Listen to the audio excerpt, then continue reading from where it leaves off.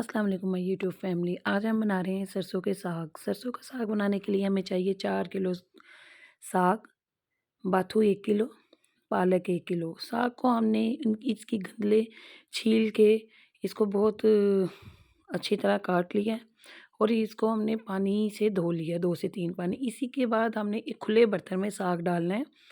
खुला खुला देचका ले लें, इसमें हमने साग डाल के 2 लीटर पानी डाल देना है और इसको हमने पकाना है।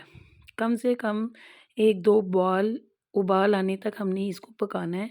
ढक्कन देके के आपने पकाना है। जी देखें गाइस, 1-2 उबाल आ चुके हैं और साग अच्छे से बॉयल हो चुका है। हमने इसका ये पानी उतार देना है।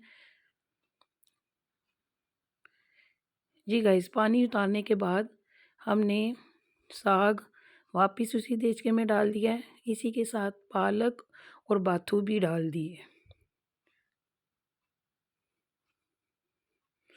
इसके बाद 2 से 3 लीटर पानी हमने डाल देना है और इसमें हमने नमक 2 चम्मच डाल देनी है।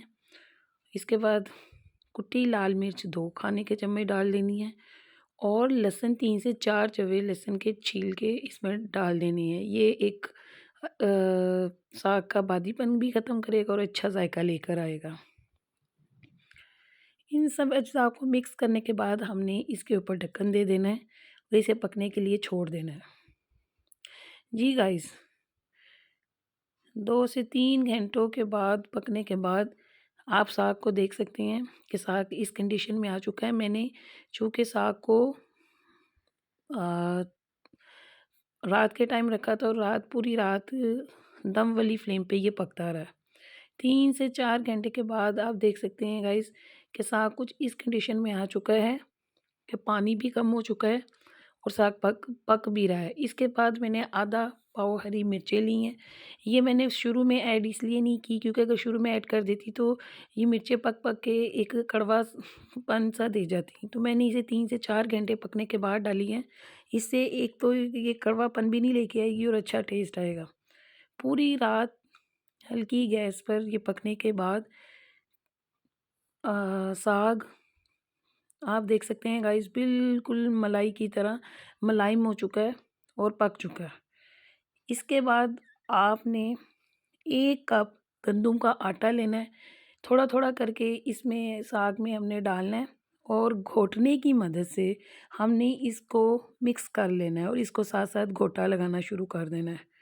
एक तो अगर इसमें पानी होगा तो आटा जो है वो पानी को उठा लेगा और खुश्क कर देगा और आप अब ये सारा काम घुटाई का है। हमने घोटे की मदद से खूब घोटा लगाना है ताकि साग मलाई की तरह मुलायम हो जाए और यकजान हो जाए और अगर इसमें कोई पानी है तो वो आटा पानी को बिल्कुल जज़्ब कर लेगा और खुश्क कर देगा।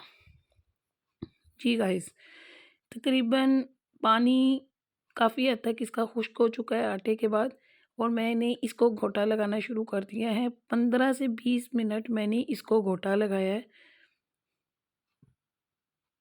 और आप देख भी सकते हैं मैंने इसे चूल्हे से नीचे उतार के स्लैब पे रख लिया और इसको घोटा लगा रही हूँ ताकि अगर इसमें अगर कहीं थोड़ा-थोड़ा अगर कहीं साग मोटा है तो वो भी यकजान हो जाए और बिल्कुल मुलायम हो जाए।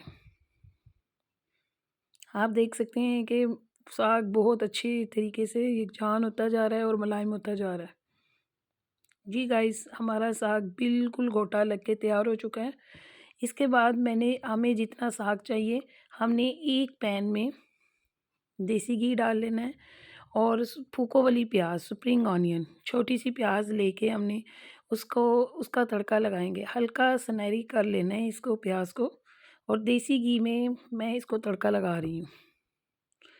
जब प्याज कुछ इस तरह गोल्डन हो जाए तो साथ ही लहसुन अदरक और हरी मिर्चों का पेस्ट डाल देना है। इसमें लहसुन अदरक थोड़ा आम हांडी से खानों से ज़्यादा ही डलता है क्योंकि लहसुन अदरक से इसका बहुत अच्छा टेस्ट बनता है।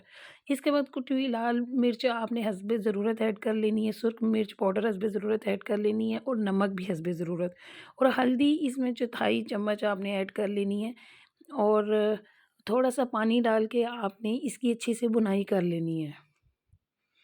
साग में मैंने मसाले बहुत लाइट रखे थे, क्योंकि अब हम तड़के के दौरान बाकी के मसाले स्पाइस डाल रहे हैं। इसके बाद जो मसाला जब अच्छी तरह भून जाए और घी छोड़ दे, तो आपने जितना आपको साग चाहिए आप उतना साग तड़क लें।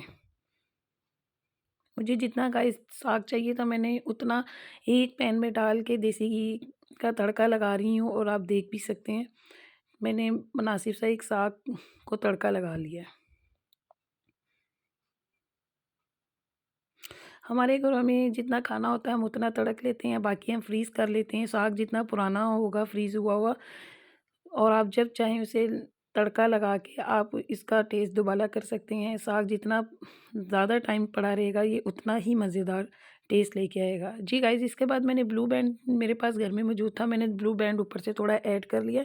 ब्लू बैंड से भी एक ज़बरदस्त सा जायका आएगा और बहुत टेस्टफुल एक फ्लेवर देगा।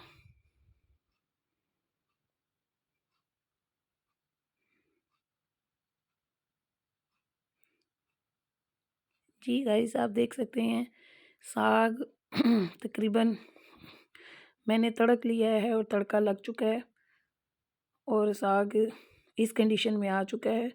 मेरा तड़का लग चुका है साग को। इसके बाद मैंने इसे बाउल में डाल लिया है, और ऊपर से थोड़ा-सा ब्लू बैंड और देसी घी भी ऐड कर लिया है। आपके घर में अगर मौजूद है तो आप इस्तेमाल कर सकते हैं। मेरे पास दोनों चीज़ें मौजूद थी, मैंने दोनों ही डाल ली हैं। इसे मकई की रोटी या गंदम की रोटी के साथ आप सर्व करें, खाएँ, बहुत ही मज़ेदार लगेगा आपको ये साग। इसी के साथ अगर आपको मेरी ये रेसिपी अच्छी लगी हो तो अपने फ्रेंड्स और फैमिली मेंबर्स के साथ शेयर करना मत भूलें। इसी के साथ मुझे इजाज़त दीजिए। फिर एक नई रेसिपी के साथ हाज़िर होंगे। अल्लाह हाफ़िज़।